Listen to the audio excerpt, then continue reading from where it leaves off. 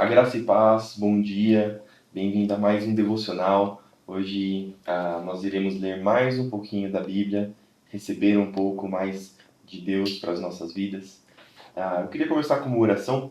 Senhor, obrigado por mais esse dia, obrigado porque o Senhor tem nos abençoado, obrigado porque o Senhor tem nos dado força para fazer esses devocionais e conhecer mais de Ti.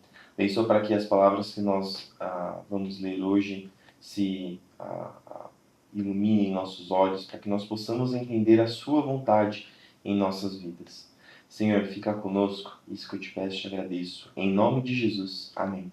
Lembrando que nós estamos fazendo o devocional da Bíblia 365, onde ela divide a Bíblia em 365 dias. Então, no final do ano, a gente terminará de ler a Bíblia inteira, de capa a capa. Lembrando que eu faço alguns comentários durante a leitura, eu não só leio, mas em alguns pontos específicos eu faço alguns comentários. Então, fique comigo, prepare sua leitura e vamos nessa. No dia 17 de janeiro, nós vamos começar por Gênesis 35. Lembrando que estamos vendo a história de Jacó quando ele chega já na terra do pai dele novamente. Diz o seguinte: Deus disse a Jacó: apronte-se, mude-se para Betel e estabeleça-se ali. Ao chegar, construa um altar para o Deus que lhe apareceu quando você estava fugindo de seu irmão Esaú. Jacó disse à sua família e a todos que estavam com ele: joguem fora todos os seus ídolos pagãos, purifiquem-se e vistam roupas limpas. Vamos a Betel, onde construirei um altar para o Deus que respondeu às minhas orações quando eu estava angustiado. Ele tem estado comigo por onde ando. Então entregaram a Jacó todos os ídolos pagãos e as argolas que usavam nas orelhas, e ele os enterrou ao pé da grande árvore perto de Siquém. Aqui nesse contexto, estava falando de argolas que usavam nas orelhas. Isso não significa que utilizar brinco é pecado, mas nesse contexto aqui, essas argolas deveriam ser alguma forma de adoração aos deuses pagãos, no caso. Verso 5. Quando partiram, o terror de Deus se espalhou de tal forma entre os moradores das cidades próximas que ninguém atacou a família de Jacó, lembrando que eles estavam com medo que as cidades próximas atacassem a família de Jacó por conta do que Levi e Simeão fizeram na cidade de Siquém, onde acabaram abusando da irmã deles, Diná. Verso 6. Por fim, Jacó e todos que estavam com ele chegaram à Luz, também chamada Betel, em Canaã. Jacó construiu um altar ali e chamou o lugar de El-Betel, pois Deus lhe havia aparecido em Betel quando ele estava fugindo do seu irmão. Pouco tempo depois, Débora, a serva que havia amamentado Rebeca, morreu e foi sepultada ao pé do carvalho no vale perto de Betel. Desde então, a árvore é chamada de Alon-Becute. Agora que Jacó havia regressado de Padã-Arã, Deus lhe apareceu outra vez em Betel e o abençoou. Seu nome é Jacó, mas você não se chamará mais Jacó. De agora em diante, seu nome será Israel. Assim, Deus deu a ele o nome de Israel. Deus também lhe disse: Eu sou o Deus Todo-Poderoso. Seja fértil e multiplique-se. Você se tornará uma grande nação, até mesmo muitas nações. Haverá reis entre seus descendentes. Eu lhe darei a terra que dei a Abraão e Isaque. Sim, eu a darei a você e a seus descendentes. Em seguida, Deus se elevou do lugar onde havia falado a Jacó.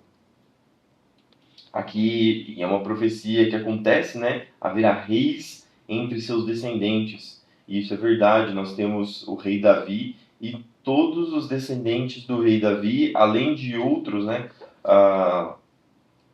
De Israel mesmo, que acabam virando reis, se tornando rei de Israel. Verso 14.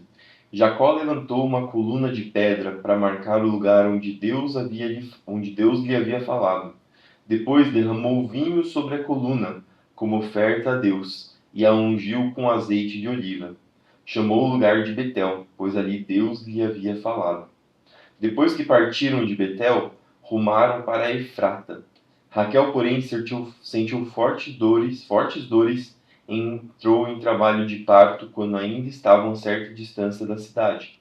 As dores de parto aumentaram, e a parteira lhe disse: Não tenha medo, você terá outro menino.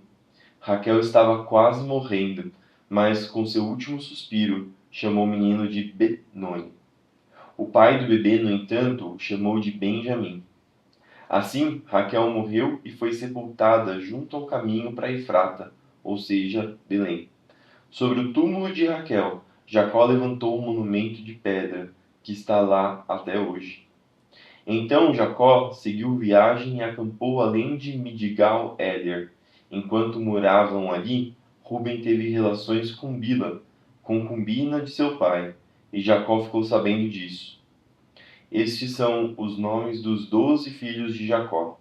Os filhos de Lia foram Ruben, o filho mais velho de Jacó, Simeão, Levi, Judá, Issacar e Zebulon. Os filhos de Raquel foram José e Benjamim. Os filhos de Bila, serva de Raquel, foram Dan e Naphtali. Os filhos de Zilpa, serva de Lia, foram Gade e Asser. Esses são os filhos que nasceram a Jacó em Padã-Arã. Então Jacó voltou à casa de seu pai Isaque, em Manre, perto de Quiriate-Arba, hoje chamada Hebrom, onde Abraão e Isaque viveram como estrangeiros. Isaque viveu 180 anos, deu o último suspiro, e ao morrer em boa velhice, reuniu-se a seus antepassados. Seus filhos Esaú e Jacó o sepultaram. Capítulo 36. Este é o relato dos descendentes de Esaú, também chamado Edom. Esaú se casou com duas moças de Canaã, Ada, filha de Elon, o Etita, e Oolibama, a filha de Aná e neta de Zibeão, o Eveu. Também se casou com sua prima Basimate, que era filha de Ismael e irmã de Nebaiote. Ada deu à luz a um filho chamado Elifaz. Besamate deu à luz um filho chamado Reuel. Oolibama deu à luz filhos chamados Jeus, Jalão e Corá. Todos esses filhos nasceram a Esaú na terra de Canaã. Esaú tomou suas mulheres, seus filhos e filhas e todos os da sua casa, além de seus rebanhos e o gado, toda a riqueza que havia adquirido na terra de Canaã, e se mudou para longe de seu irmão Jacó. Seus rebanhos e bens eram tantos que a terra onde moravam não era o suficiente para sustentá-los. Portanto, Esaú, também chamado Edom, se estabeleceu na região montanhosa de Seir. Este é o relato dos descendentes de Esaú, os edomitas, que viviam na região montanhosa de Seir. Estes são os nomes dos filhos de Esaú: Elifaz, filho de Ada, mulher de Esaú, e Reu, filho de Besamate, mulher de Esaú. Os descendentes de Elifaz foram Temã, Omar, Zefô, Gaetã e Kenaz. Timna, concubina de Elifaz, filho de Esaú, deu à luz ao filho chamado Amaleque. Estes são os descendentes de Ada, mulher de Esaú. Os descendentes de Reu foram Naate, Zerá, Samá e Mizá. Esses são os descendentes de Besamate, mulher de Esaú. Esaú também teve filhos com Olibama, filha de Aná, neta de Zibeão. Seus nomes eram Jeus, Jalão e Corá. Estes são os descendentes de Esaú, que se tornaram chefes de vários clãs. Os descendentes de Elifaz, filho mais velho de Esaú, se tornaram chefe dos clãs de Temã, Omar, Zefô, Kenaz, Corá, Gaetã e Amaleque. Estes são os chefes dos clãs descendentes de Elifaz na terra de Edom. Todos eles foram descendentes de Ada, mulher de Esaú. Os descendentes de Reuel, filho de Esaú, se tornaram chefes dos clãs de Naate, Zairá, Samá e Mizá. Estes são os chefes dos clãs descendentes de Reuel na terra de Edom. Todos eles foram descendentes de Besamate, mulher de Esaú. Os descendentes de Esaú e sua mulher Oholibama se tornaram chefes dos clãs de Jeus, Jalão e Corá. Esses são os chefes dos clãs descendentes de Oholibama, mulher de Esaú, filha de Aná. Esses são os clãs que descenderam de Esaú, também chamado de Edom, cada um identificado pelo nome de seus chefes. Estes são os nomes das tribos que descenderam de Seir, o Oreu, que habitava na terra de Edom: Lotã, Sobal, Zibeão e Aná, Dizon, Ezer e Dizã. Esses são os chefes dos clãs Oreus, descendentes de Seir, que habitavam na terra de Edom. Os descendentes de Lotã foram Ori e Emã. A irmã de Lotã se chamava Timna. Os descendentes de Sobal foram Alvã, Manaate, Ebal, Sefo e Onã. Os descendentes de Zibeão foram Aiá e Aná. Foi este Aná que descobriu as fontes de águas quentes no deserto, enquanto levava os jumentos de seu pai para pastar. Os descendentes de Aná foram seu filho Dizon e a sua filha Oholibama. Os descendentes de Disson foram Endã, Esbã, Itrã e Querã. Os descendentes de Ezer foram Bilã, Zaavã e Acã. Os descendentes de Dizã foram Uz e Arã. Esses, portanto, foram os chefes dos clãs Oreus: Lotã, Sobal, Zibeão, Aná, Disson, Ezer e Dizã. Os clãs Oreus são identificados pelos nomes de seus chefes e habitavam na terra de Seir. É interessante a genealogia, às vezes até pode parecer um pouco tedioso de ler todos esses nomes que talvez não vão servir para nada, mas é interessante ver que isso aqui é uma promessa de Deus sendo cumprida, porque ele prometeu para a mãe de Ismael que Ismael seria uma grande nação. E aqui a gente está vendo todos os descendentes de Ismael, mostrando assim que Deus cumpriu a promessa dele que Ismael iria ser uma grande nação. Assim como mais para frente nós vamos ver a descendência de Abraão, de Isaac, de Jacó, mostrando que Deus abençoou Esaú. A gente viu também a descendência de Esaú. Na verdade, essa é a descendência de Esaú, mas a gente vai ver também a descendência de Jacó mais para frente, mostrando que Deus abençoa. E outra coisa interessante nesse texto é que a gente vê alguns nomes que são meio que conhecidos. Por exemplo, Uz, Arã, nomes de cidades, se eu não me engano, em que os israelitas vão ter alguns problemas. Tem aqui cadê? Concubina, descendente de mulher, os descendentes de Elifaz, descendente de Eliabe, Amaleque. Tem aqui um que eles falam que eles se tornaram um clã específico que também, se eu não me engano, se eu não estou com a memória falhando, eles também Israel também vai ter problema com essa tribo, né? Essas pessoas. Então aqui está mostrando todas as pessoas que descenderam de Esaú e a promessa de Deus se tornando realidade. Deus mostrando a sua fidelidade para com o povo. Verso 31. Estes são os reis que governaram na terra de Edom, antes de os israelitas terem rei. Belá, filho de Beor, reinou em Edom, na cidade de Dinabá. Quando Belá morreu, Jobabe, filho de Zerá, de Bosra, foi seu sucessor.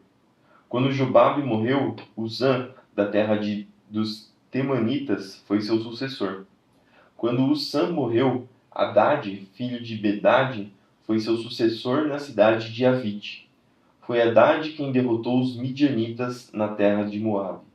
Quando Hadade morreu, Samlá, da cidade de Masreca, foi seu sucessor. Quando Samlá morreu, Saul, da cidade de Rebote, próximo ao do Eufrates, foi seu sucessor. Este Saul aqui não é o rei Saul, é uma outra pessoa. O rei Saul é bem mais para frente. Quando Saul morreu, Baal-Hanã, filho de Acbor, foi seu sucessor. Quando Baal-Hanã, filho de Acbor, morreu, Hadade foi seu sucessor na cidade de Paú. Sua mulher era Meetabel, filha de Matred e neta de Mesaabe. Estes são os nomes dos chefes dos clãs descendentes de Esaú, que habitavam nos lugares que têm seus nomes: Timna, Alvá, Jatete, Oolibama, Elá, Pinom, Kenaz, Temã, Mibzar, Magdiel e Irã. Estes são os chefes dos clãs de Edom, relacionados de acordo com seus assentamentos na terra que ocupavam. Todos eles foram descendentes de Esaú, antepassado dos Edomitas. Ou seja, os Edomitas que eu estava procurando, se eu não me engano, eles foram a um povo com que Israel tiveram problema depois. Mateus 12, 1 ao 21. Por aquele tempo, Jesus estava caminhando pelos campos de cereal num sábado. Seus discípulos, sentindo fome, começaram a colher espigas e comê-las. Alguns fariseus os viram e protestaram: Veja, seus discípulos desobedecem à lei colhendo cereal no sábado, porque os judeus eles não poderiam trabalhar no sábado, inclusive colher qualquer coisa que fosse. Eles tinham que preparar tudo antes, durante a semana, né, de domingo até sexta, e sábado eles não poderiam fazer praticamente nada. Eles não poderiam trabalhar, mas dependendo de quem estava falando, os fariseus eram um grupo que era muito estrito nas leis de Deus, e estritos a ponto de colocarem regras pequenininhas que faziam com que o povo sofresse. Eles colocavam um jugo pesadíssimo, dizem que eles faziam até o dízimo dos temperos que eles tinham. 3. Jesus respondeu: Vocês não leram nas Escrituras o que fez Davi quando ele e seus companheiros tiveram fome? Ele entrou na casa de Deus e, com seus companheiros, comeram os pães sagrados que só os sacerdotes tinham permissão de comer. E vocês não leram na lei de Moisés que os sacerdotes de serviço no templo podem trabalhar no sábado? Eu lhes digo, há alguém aqui maior que o templo. Vocês não teriam condenado meus discípulos inocentes se soubessem o significado das Escrituras. Quero que demonstrem misericórdia e não que ofereçam sacrifícios, pois o Filho do Homem é Senhor até mesmo do sábado. É interessante aqui porque ele comenta sobre os sacerdotes de Davi. Aliás, ele comenta que Moisés e os sacerdotes do serviço do templo podem trabalhar no sábado.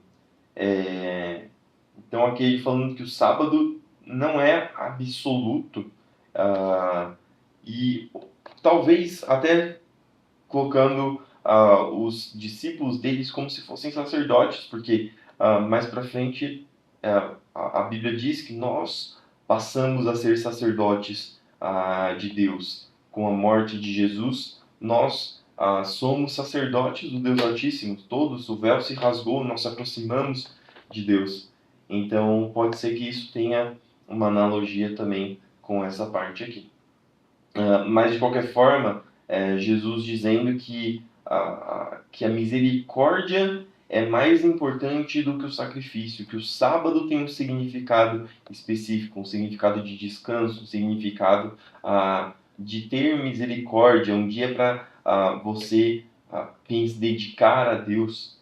Isso não significa não fazer nada, mas você ter consciência das suas ações.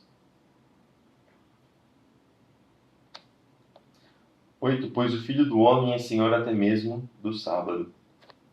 Então Jesus foi à sinagoga local. Lógico, e a leitura mais explícita aqui é que Jesus está acima do sábado. Então Jesus é Deus. Então Jesus está acima do sábado. Então Jesus foi à sinagoga local, onde viu um homem que tinha uma das mãos deformadas. Os fariseus perguntaram a Jesus: A lei permite curar no sábado? Esperavam que ele dissesse sim, para que pudessem acusá-lo. Jesus respondeu: Se um de vocês tivesse uma ovelha e ela caísse num poço no sábado, não trabalharia para tirá-la de lá? Quanto mais vale uma pessoa do que uma ovelha? Sim, a lei permite que se faça o bem no sábado. E aqui talvez ele adicione um pouco mais a essa questão do sábado. Em seguida disse ao homem: estenda a mão. E ele a estendeu, e ela foi restaurada e ficou igual a outra. Então os fariseus convocaram uma reunião para tramar um modo de matá-lo. Jesus, sabendo o que planejavam, retirou-se daquela região. Muitos o seguiram, e ele curou todos os enfermos que haviam entre eles. Contudo, advertiu-lhes que não revelassem quem ele era. Cumpriu-se assim a profecia de Isaías a seu respeito. Veja o meu servo, aquele que acolhi. Ele é meu amado, nele tenho grande alegria. Porei sobre ele meu espírito e ele proclamará a justiça às nações. Não lutará nem gritará, nem levantará a voz em público. Não esmagará a cana quebrada, nem apagará a chama que já está fraca. Por fim, ele fará que a justiça seja vitoriosa, e seu nome será a esperança de todo o mundo. Esse é o nosso Jesus. Salmos 15, de 1 a 5, Salmo de Davi. Senhor, quem pode ter acesso a teu santuário? Quem pode permanecer em teu santo monte? Quem leva uma vida íntegra e pratica a justiça? Quem de coração fala a verdade? Quem não difama os outros, não prejudica o próximo, nem fala mal dos amigos. Quem despreza os que têm conduta reprovável e honra os que temem ao Senhor e cumpre suas promessas mesmo quando é prejudicado. Quem empresta dinheiro sem visar lucro e não aceita suborno para mentir sobre o inocente. Quem age assim jamais será abalado. E aqui Davi está falando quem que poderia se aproximar de Deus, como que precisa ser a vida de uma pessoa para se aproximar de Deus, para permanecer no seu santo monte.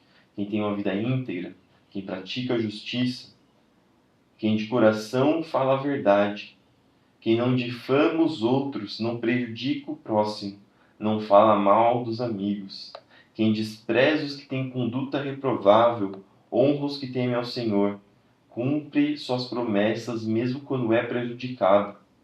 Ou seja, uma pessoa de palavras que tem que o seu sim é sim, que o seu não é não. Quem empresta dinheiro sem visar lucro, ou seja, com a vontade de ajudar o outro, não aceita suborno para mentir sobre o inocente. Quem age assim jamais será abalado. Que a gente possa ler todas essas características, pensar se nós aplicamos isso na nossa vida e se a gente precisa aplicar mais na nossa vida. E por fim, Provérbios do 21 ao 26.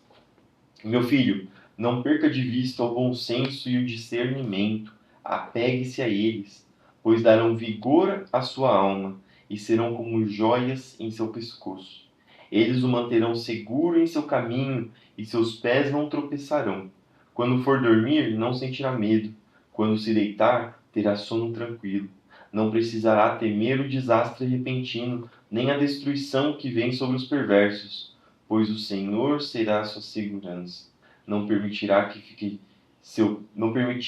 que seu pé fique preso numa armadilha.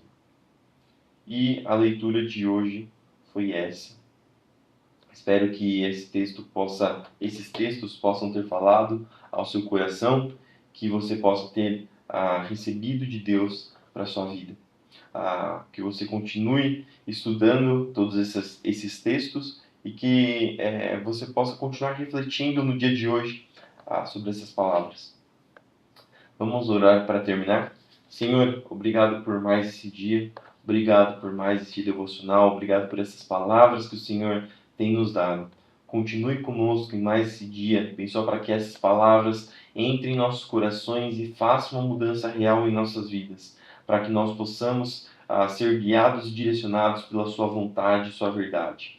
Fica conosco, hoje e sempre, Senhor. Isso que eu te peço e te agradeço. Abençoa aqueles que vão trabalhar, que foram trabalhar, que estão em casa em descanso, fazendo seus afazeres durante esse final de semana, para que todos sejam protegidos e guardados por Ti, e para que tudo que nós fizermos seja para a Tua glória, Senhor.